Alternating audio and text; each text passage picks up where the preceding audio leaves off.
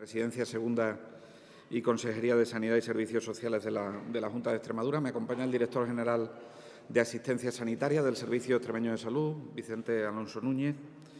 Y el objetivo de esta convocatoria de prensa es proporcionar a la opinión pública las cifras de las listas de espera sanitarias correspondientes al primer semestre del año 2022. Como saben, esto es un ejercicio de transparencia del que estamos convencidos, pero en el que también nos obligamos cuando pusimos en marcha la Ley de Tiempos de Respuesta allá por el año 2005, ¿no? que había la obligatoriedad de dar estos datos de listas de espera para que lo fuésemos viendo. Este primer semestre del año 2022 vuelve a tener una consideración especial. La consideración especial es lo que sigue suponiendo la COVID. Es decir, la COVID no ha acabado. Es verdad que no estamos en las cifras de gravedad que hemos estado en la fase más aguda, pero también es verdad que la COVID sigue existiendo, ¿no? Y, por lo tanto, sigue generando ingresos. Probablemente la media de los ingresos en este semestre del que vamos a hablar ahora es una media de 120 ingresos, ¿no? Con lo cual debemos tener en cuenta que una parte de ocupación de nuestros centros hospitalarios ha seguido teniendo por la COVID, ¿no? La otra situación especial es que hemos detectado en este semestre, del que les daré los datos de lista de espera, que por diferentes enfermedades, por diferentes problemas de salud, hay un incremento en los ingresos generales en nuestros hospitales. De hecho, se sigue manteniendo ese incremento de los ingresos generales, se sigue manteniendo durante la época de verano, que siempre hemos tenido menos ocupación de la que tenemos en este momento. En toda la comunidad autónoma tenemos una media de 200 ingresos hospitalarios por razones distintas a lo que son la COVID, pero que es cierto que tenemos que atender también, ¿no? Por lo tanto, esto que les acabo de decir ya ha impactado sobre el Servicio Extremeño de Salud y ha impactado sobre la actividad del propio Servicio Extremeño de Salud. Esa es una consideración especial que tiene el semestre al que me voy a referir. Si recuerdan la comparecencia y los datos de lista de espera del semestre anterior, en este semestre nos habíamos marcado algunos objetivos que teníamos que cumplir. En primer lugar, era necesario que detectásemos toda la demanda oculta que tuviese el sistema sanitario. Es decir, este semestre nos habíamos marcado como objetivo poder llegar a detectar toda la demanda oculta. ¿A qué le llamamos demanda oculta? La demanda oculta es aquellas personas que por razón de precaución, de miedo o bien porque en algún momento la actividad hubo que reprogramar sus visitas, hubo que reprogramar sus intervenciones quirúrgicas, se había producido una alteración en su cita.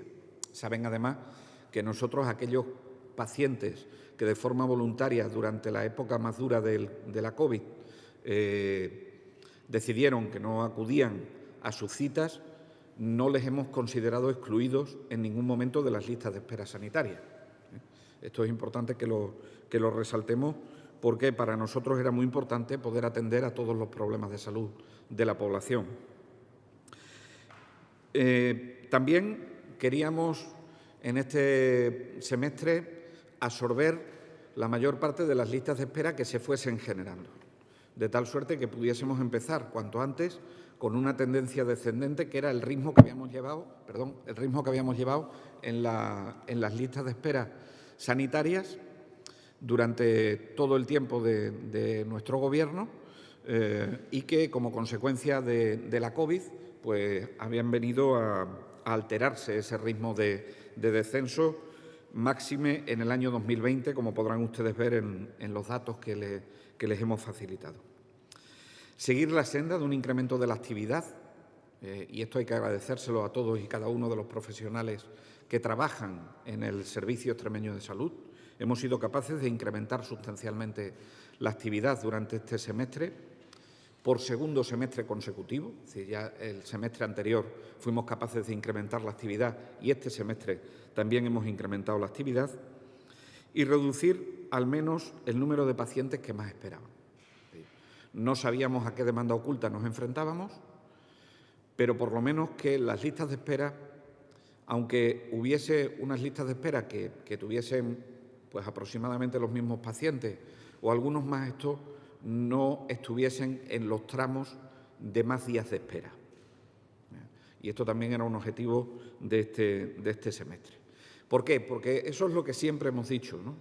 Las listas de espera son consustanciales a cualquier sistema de protección pública, y lo que podemos hacer es hacerlas sanitarias y socialmente sostenibles. Y ese es el objetivo fundamental que nos podíamos marcar, ¿no? Antes de avanzarles concretamente los datos de cada una de las 3 listas de espera, que la quirúrgica, la de consultas externas, la de pruebas diagnósticas, le doy algunos resultados a grandes rasgos de lo que ha supuesto este semestre, este primer semestre del año 2022, y luego pasaremos a los datos, aunque los tienen ustedes en la información que se les ha proporcionado, para que no haya luego problemas en las cifras, ¿no?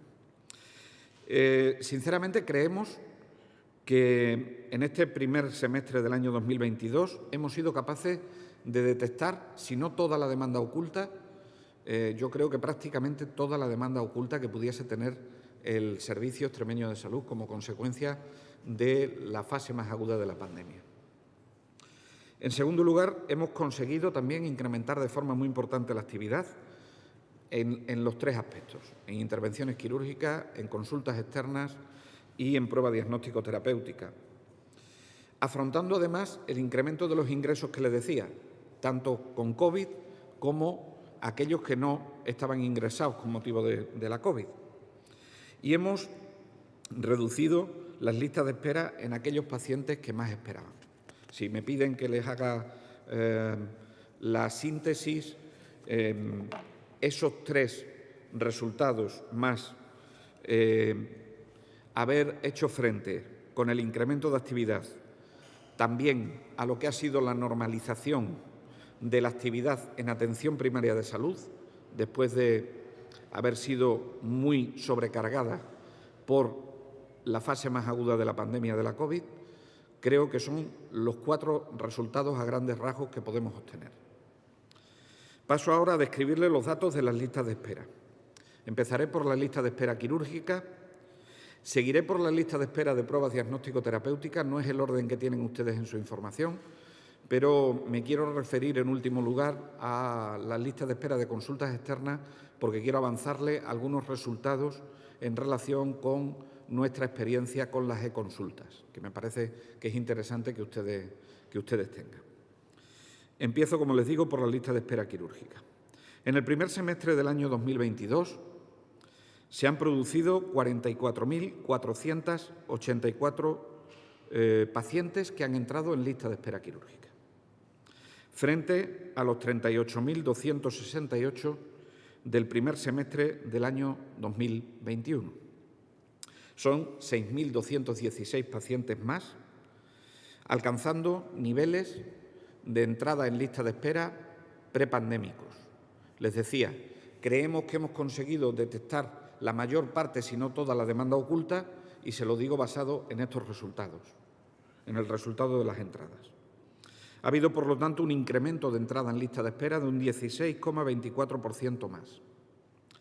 En el primer semestre del año 2022 salieron de lista de espera quirúrgica 44.874 pacientes, frente a los 39.942 que salieron en el primer semestre del año 2021. Es un 12,34% más, que se debe fundamentalmente al incremento de la actividad de nuestros profesionales. Así, en el mes de junio, a finales de junio del año 2022, había 21.880 pacientes esperando para una intervención quirúrgica, un levísimo descenso de un 0,20%, que desde mi punto de vista yo lo consideraría como que, habiendo sido capaces de absorber la demanda oculta en intervenciones quirúrgicas, la lista de espera no ha subido. Pero tampoco podemos decir que haya bajado, porque la reducción es tan leve que no podemos decir eso. Ahora bien, ha habido un descenso importante de la lista de espera quirúrgica en aquellos pacientes que esperaban más de 180 días. El descenso ha sido del 6,4%. Por lo tanto, el tiempo medio de espera para una intervención quirúrgica en nuestra comunidad autónoma sigue con una tendencia descendente, con las oscilaciones que ha tenido como consecuencia de la pandemia, pero en una cifra de 138 días. Es cierto que todavía estamos en niveles altos de tiempo medio de espera, pero sin duda ninguna están por debajo de lo que marca la Ley de Tiempos de Respuesta de Atención Sanitaria Especializada. Las especialidades de traumatología y otorrinolaringología son las especialidades que más pacientes tienen en lista de espera y las especialidades en las que más se espera, no las que tengan más pacientes, sino en las que más se espera, es decir, aquellas que tienen mayor número de pacientes por encima de los 180 días, son cirugía vascular, neurocirugía, cirugía plástica y cirugía maxilofacial. Como les decía, a continuación paso a detallarles los datos de las listas de espera en las pruebas diagnóstico-terapéuticas. Para nosotros son importantes las pruebas diagnóstico-terapéuticas porque después de la realización de las mismas es cuando se produce el diagnóstico. Y lo que nos interesa desde el punto de vista sanitario, también desde el punto de vista social, es que lleguemos pronto a los diagnósticos. Por lo tanto, creo que es bueno que hayamos puesto mucho énfasis en las listas de espera de pruebas diagnósticos terapéuticas. Les detallo las pruebas diagnóstico terapéuticas y se lo he clasificado en dos grandes bloques de pruebas. Las pruebas que se consideran funcionales y las pruebas radiológicas.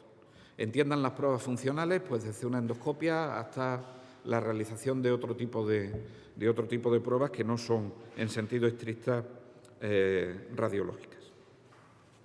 En el primer semestre del año 2022 han entrado 154.431 pacientes en lista de espera para pruebas diagnóstico-terapéuticas y han salido 153.759.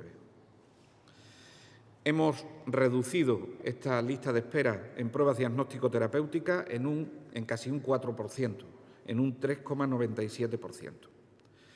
El tiempo medio de espera para las pruebas radiológicas hemos conseguido reducirlo en 10 días con respecto a 2021, de tal suerte que en este momento se esperan 48 días. Está por encima del tiempo que establece la Ley de Tiempos de Respuesta de Atención Sanitaria Especializada, pero sin duda ninguna son 10 días menos que en el año 2021, habiendo absorbido buena parte de la actividad. El tiempo medio de espera para las pruebas funcionales, estas serían las radiológicas, las pruebas funcionales se esperan 7 días menos que en el año 2021, es decir, 87 días. Y, por último, les detallo los datos de las listas de espera que se refieren a consultas externas. En la lista de espera más afectada por la normalización de la atención primaria de salud es la lista de espera de consultas externas. Entiendan las listas de espera como vasos comunicantes entre ellas. Si aumentamos la actividad en consultas externas, sin duda ninguna nos va a aumentar la necesidad o las entradas en las listas de espera quirúrgica, porque muchas de las consultas externas acaban con la prescripción de una intervención quirúrgica. Si se normaliza la actividad en atención primaria de salud, hay más interconsultas a la atención hospitalaria y, por lo tanto, el número de consultas externas también influye. Por eso he querido dejarlas para el final con el programa de las e-consultas. Y también esta lista de espera está afectada por la demanda oculta. En este sentido, decirles que en el primer semestre del año 2022 han entrado en lista de espera de consultas externas 219.057 pacientes, frente a los 182.120 que entraron en el primer semestre del año 2021. Es decir, han entrado 36.937 pacientes más en este semestre, lo que supone un incremento en entradas de un 20,28%. De aquí también que les diga que la mayor parte de la demanda oculta debe estar ya incluida en estas listas de espera y que en los próximos semestres la demanda oculta tendrá menos peso. En el primer semestre del año 2022 han salido de las listas de espera de consultas externas 221.144 pacientes frente a los 200.517 que lo hicieron en 2021.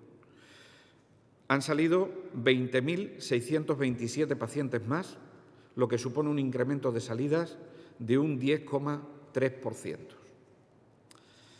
Se ha incrementado la actividad en general de las consultas externas un 7,5% con respecto a 2021, siendo el semestre donde más consultas externas se han realizado de todos los semestres analizados alrededor de la COVID.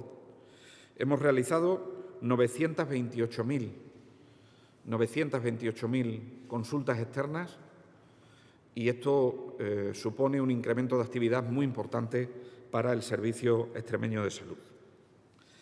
A pesar del incremento de actividad, no hemos podido asumir toda la demanda que había entrado en la lista de consultas externas. Por lo tanto, 68.367 extremeños y extremeñas esperan para una consulta externa, lo que supone un incremento de un 16,9% más que en junio del año 2021. Oftalmología, dermatología, reumatología, rehabilitación y traumatología suponen el 50% de las listas de espera de consultas externas. Sin embargo, debo decirles que el tiempo medio de lista de espera hemos conseguido bajarlo levemente con respecto a 2021 y lo tenemos en 73 días, similar al tiempo que se esperaba antes de la pandemia. En relación con las consultas externas, creemos que el programa de e-consultas que hemos implantado durante los años de la pandemia va a seguir dando buenos resultados. Hemos conseguido con las e-consultas tener diagnósticos más precoces y aumentar la resolución global del Servicio Extremeño de Salud, siempre en beneficio del paciente. Por el volumen, aunque la e-consulta está implantada en todo el Servicio Extremeño de Salud, el volumen más importante de e-consultas que se han realizado es en el área de salud de Badajoz y hemos querido hacer una evaluación del programa de ese año, donde les digo que ha sido bien aceptada la herramienta por parte de nuestros profesionales. Casi el 96% de todas las órdenes clínicas, que son la comunicación que se establece, han sido revisadas por algún facultativo. Eso habla de que han sido bien aceptadas por parte de nuestros profesionales.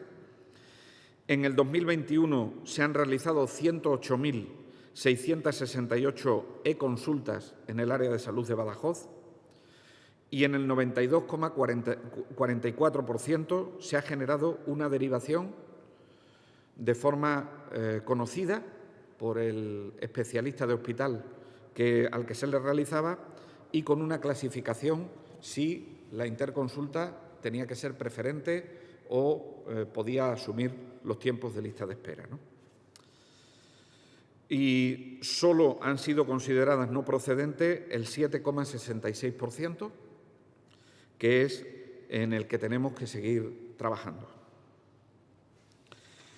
Hoy amanecemos con la publicación del barómetro sanitario, de la segunda oleada del barómetro sanitario, publicado por el Ministerio de Sanidad, que viene a ratificar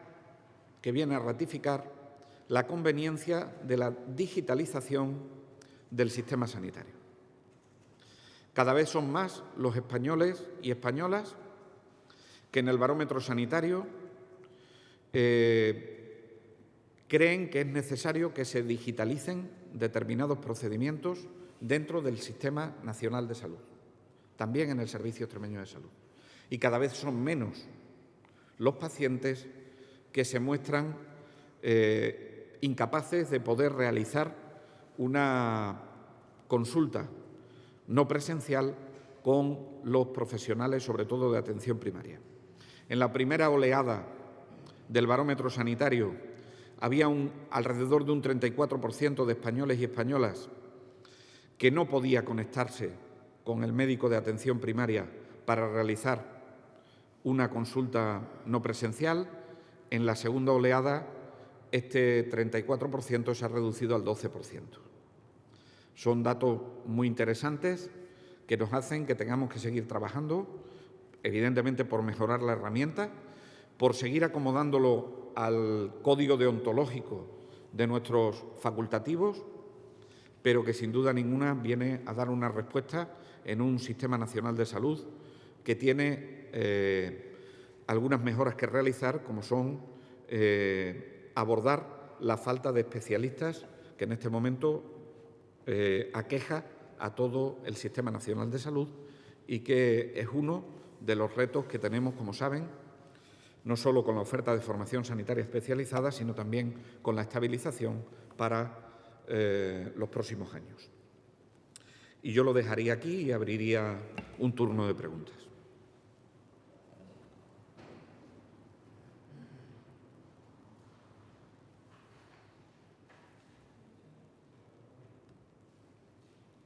Sí, dos cosas, consejero. Por un lado, si nos pudiera resumir situación COVID en la que nos encontramos ahora mismo y también respecto a golpes de calor también. No sé, pacientes, fallecimientos que se puedan atribuir. Si le parece, no sé si hay alguna pregunta sobre este tema. Veríamos alguna pregunta sobre este tema y si no lo hay, le respondo.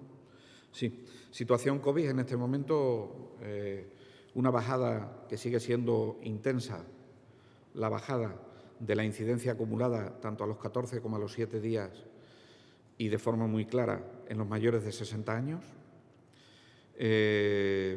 Estamos esperando, no sale hasta el fin de semana, los informes del Sistema de Vigilancia Epidemiológica para ver la incidencia en el resto de la población general, pero de una bajada de la incidencia clara, muy clara, y también de estar empezando a bajar de forma importante el número de personas ingresadas en nuestros centros hospitalarios. Hoy, si no me equivoco, hay alrededor de 136 personas ingresadas, creo. 136 personas ingresadas en nuestros hospitales, de los cuales 5 están en la unidad de cuidados intensivos.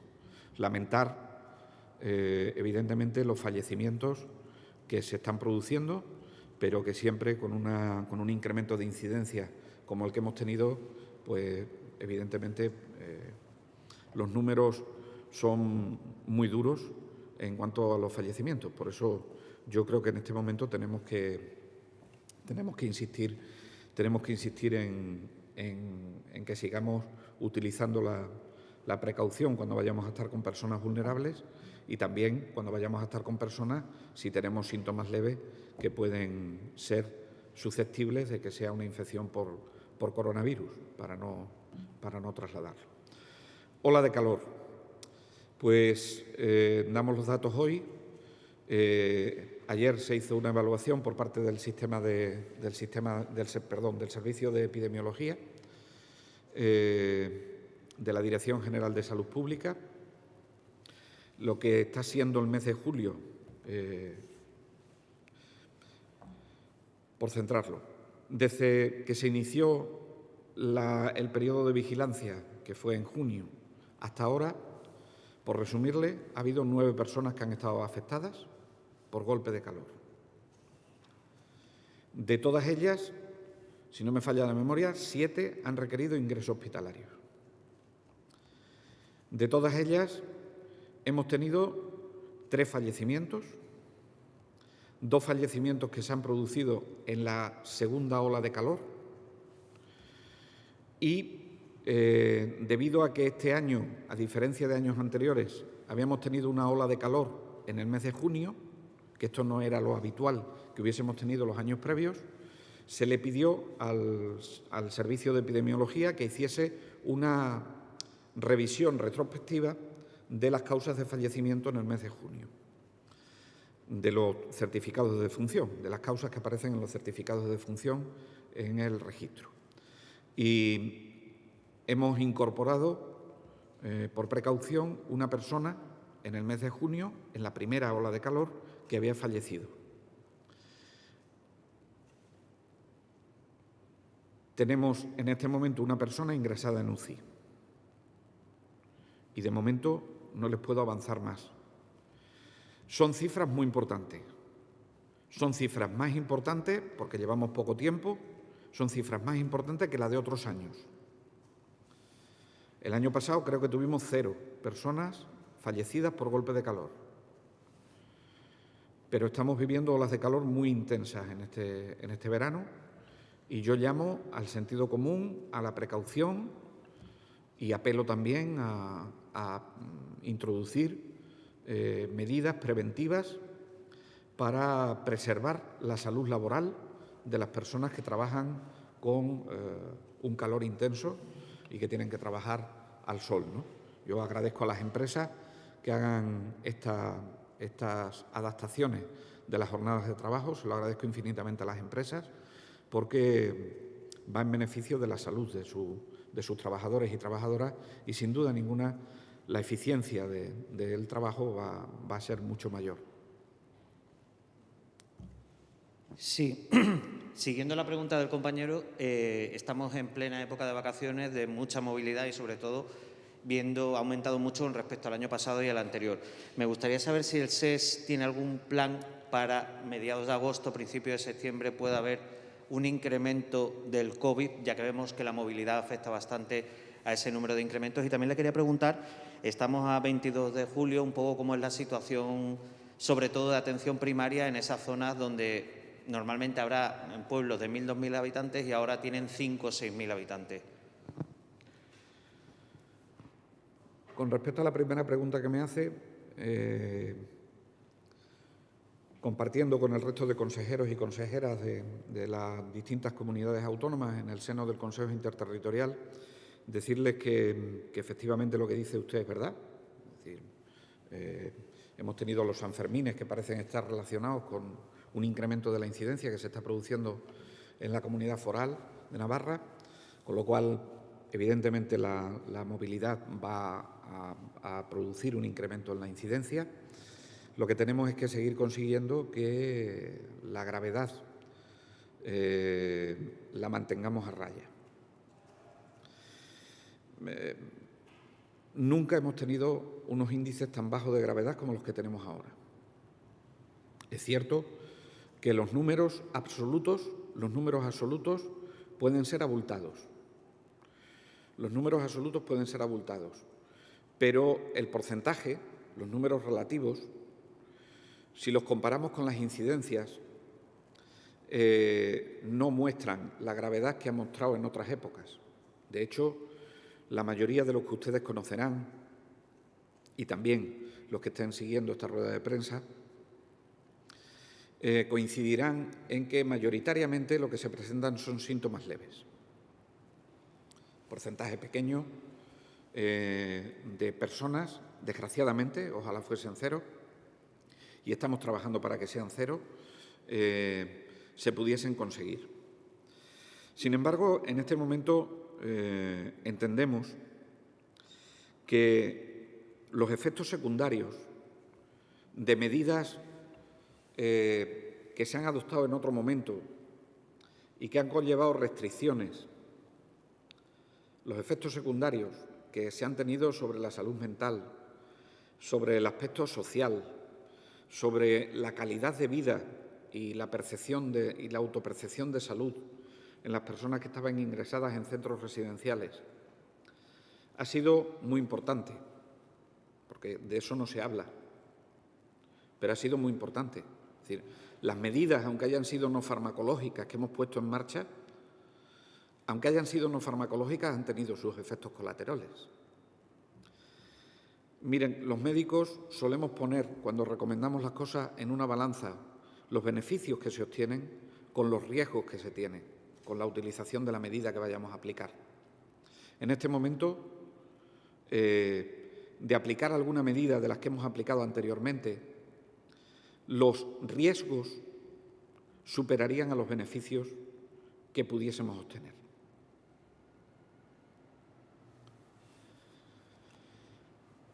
Lo siguiente que nos queda es la vacuna. Es la cuarta dosis ya autorizada por la Comisión de Salud Pública en mayores de 60 años. No obstante, le quiero decir lo siguiente. Si volvemos a poner la misma vacuna que hemos puesto, que son las que cuentan ahora mismo con autorización para ponerse, estaríamos consiguiendo probablemente incidir algo más sobre la reducción de la gravedad, pero no obtendríamos muchos resultados en cuanto a disminuir las personas que se infectan. Por lo tanto, las cifras de incidencia seguirían siendo altas. De ahí que la mayoría de los expertos, en este momento, lo que nos estén recomendando a través de la ponencia de vacunas y la Agencia Española del Medicamento es que si pudiésemos esperar a mediados de septiembre, porque la gravedad así lo permita,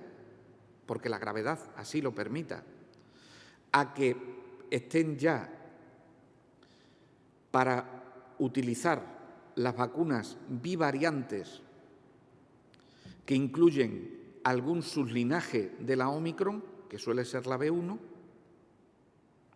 permitiría incrementar las defensas que llamamos nosotros neutralizantes, es decir, aquellas defensas que consiguen parar la infección, que no se infecte la gente o que se infecte menos gente. Por eso, aún no tenemos una fecha cierta para la cuarta dosis en los mayores de 60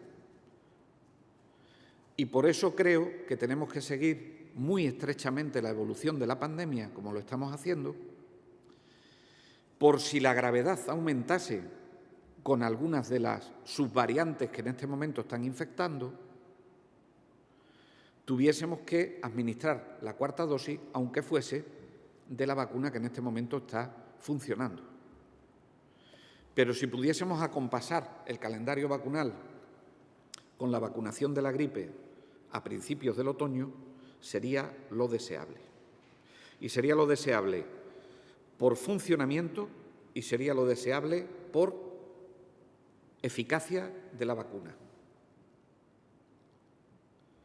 Por lo tanto, en este momento descartamos adoptar ninguna medida restrictiva y, en segundo lugar, estamos muy vigilantes sobre la gravedad para tomar las decisiones sobre la administración de la dosis de refuerzo de la vacuna.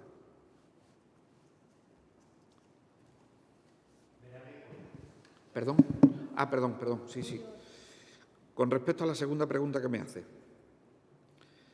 Este verano es el verano más difícil de organizar para poderles dar las merecidas vacaciones a nuestros profesionales, que se lo merecen después de los años duros que llevan trabajando, y al mismo tiempo tener una cobertura de la atención sanitaria en la población. Y hemos tenido que utilizar todas las herramientas disponibles. Las sustituciones donde se ha podido sustituir, pero también hemos utilizado herramientas que hemos negociado en la Mesa Sectorial de Sanidad, que eran las acumulaciones. Estas acumulaciones, si bien es verdad que suponen más pacientes, si el profesional quiere, que es lo que permite el acuerdo de la Mesa Sectorial, es que no se produzca la acumulación en el mismo momento. Por ejemplo, una persona, un profesional, un médico que está trabajando en un pueblo con un cupo y tiene que acumular otro pueblo. Se le permite que el pueblo que acumule pueda pasar la consulta en un horario distinto a la consulta que pasa el pueblo del que es titular y además se le paga la acumulación. Sé que esa no es la mejor opción y si tuviésemos médicos en las bolsas de trabajo, esta no sería la solución, sin duda ninguna. Que nadie piense que esta es la solución. Ahora, nosotros nos hemos propuesto que las personas, los extremeños y las extremeñas, sean atendidos por la unidad básica. La unidad básica es el médico y la enfermera.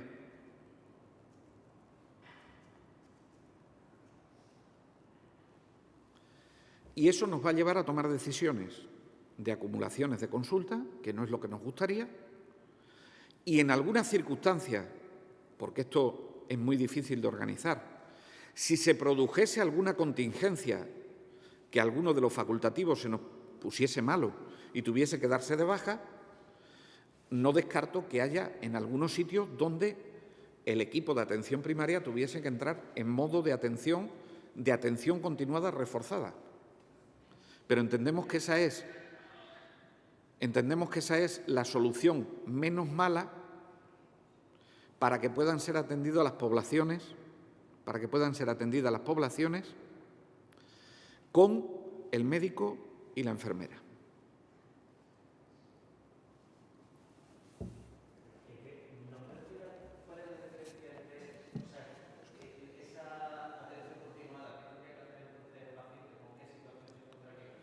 Pues se encontraría con un centro de salud que funciona como funcionan los puntos de atención continuada en horario de tarde, pero con más personal, para que puedan darle continuidad a su atención.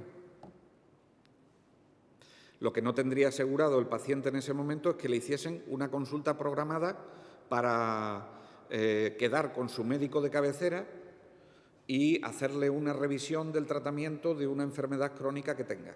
Ahora, las contingencias que tenga esa persona va a ser atendida adecuadamente. Consejero. Sí. Respecto a la ola de calor, ¿nos podría decir de los 3 fallecidos, evidentemente respetando la intimidad, la edad, el área de salud y el sexo? Pues creo que son... se lo vamos a dar en una nota porque creo que me voy a equivocar si se lo digo y me parece que tengo por aquí los datos. Un segundo, por favor. Todos son del área de salud de Don Benito Villanueva.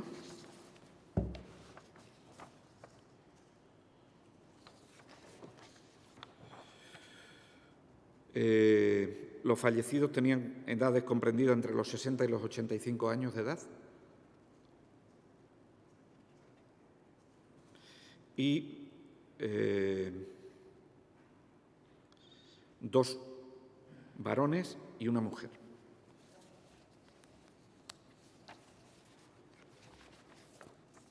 Consejero, sí. Volviendo al inicio, en cuanto a listas de espera, puesto que estamos haciendo un poco el retrato de situación a mitad de año, a los 6 meses, me gustaría que nos contara cuál sería el objetivo respecto a la totalidad del año. Tenemos la situación 6 meses, ¿qué espera del sistema en este año 2022? Seguir incrementando la actividad, incorporar de forma ya muy clara la digitalización del sistema sanitario, es decir, potenciar las e-consultas que les estoy comentando. Las e-consultas no tienen por qué acabar todas en una derivación de la persona. La e-consulta, como se produce, es: yo soy un médico de cabecera, estoy en una consulta, atiendo a un paciente, entiendo que tengo alguna duda que necesito que al paciente lo revise un especialista. Y entonces, en lugar de hacer lo que habitualmente se venía haciendo, que es en el sistema informático hacer una orden clínica para derivarlo, pues yo puedo establecer una e-consulta. La e-consulta es una comunicación síncrona o asíncrona con el especialista que está en el hospital. De esa comunicación síncrona o asíncrona, lo que se puede derivar son varias cosas. Una, no procede la derivación, lo estás haciendo bien, lo podemos seguir y se puede actuar en ese sentido. La segunda de las cuestiones es: yo creo que se puede seguir en atención primaria de salud y quizás de forma pactada entre el especialista de atención primaria y el especialista del hospital, se puede hacer algún reajuste del tratamiento. Y la tercera opción es verdad, el paciente está para que se vea en una consulta externa del hospital o para que se ingrese. Y eso acabaría en una interconsulta al hospital. Esto ofrece muchas ventajas. Primera ventaja, que el paciente no tiene que desplazarse. Segunda ventaja, que ofrece un incremento de la capacidad de resolución del sistema muy importante, porque la capacidad de resolución de la atención primaria mejora sustancialmente. Y, en tercer lugar, sirve para ordenar muy bien la demanda en la entrada de consultas externas, sobre todo, y para intervenciones quirúrgicas también, ¿no? Con lo cual, yo creo que este tipo de herramientas, que son buenas, deberíamos seguir potenciándolas. Y seguiremos potenciándolas porque la estrategia de digitalización está ahí, ¿no? También estamos incorporando en este momento ya los primeros equipos del Plan INVEAT. En este momento me parece que se están implantando los TAC, lo cual nos va a permitir también un ahorro en el tiempo de realización de pruebas diagnósticas. Evidentemente, los profesionales tendrán que tener una curva de aprendizaje, pero se mejorarán. Y en el deseo de que la demanda oculta haya desaparecido, el objetivo del próximo semestre debería ser reducir las listas de espera con respecto a las situaciones previas.